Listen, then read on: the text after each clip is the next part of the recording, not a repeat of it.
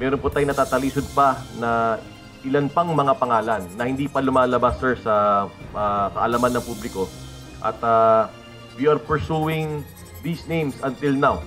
Hindi lamang ang 12 pulis ang lumulutang na sangkot sa missing sa Bungero base sa investigasyon na isinasagawa ng National Police Commission. Ayon kay NAPOLCOM Vice Chairperson at Executive Officer Attorney Rafael Calinisan, mayroon pa silang natutukoy na mga general na sangkot na siyang isa sa ilalim sa ikalawang yugto ng kanilang investigasyon. Walang sacred cows yung po ginagawa natin, sir. At wala po tayong kinakatakutan kahit ano pang ranggo niyan.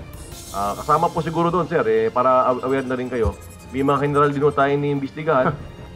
Nasa phase 1 pa lamang aniya sila kung saan 12 pulis ang kanilang kinasuhan ng administratibo.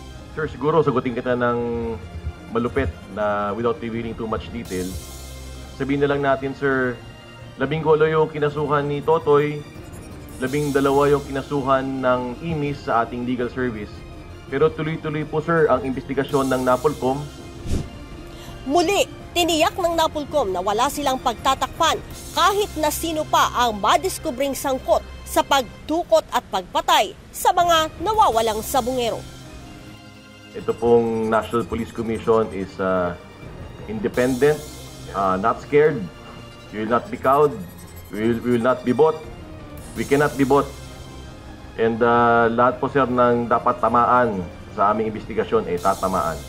Noong Lunes, inilagay na sa preventive suspension ang 12 pulis na kinabibilangan ng isang police colonel, police major, police lieutenant, police executive master sergeant, police chief master sergeant, 3 police staff master sergeant, 3 police staff sergeant at 1 korporal.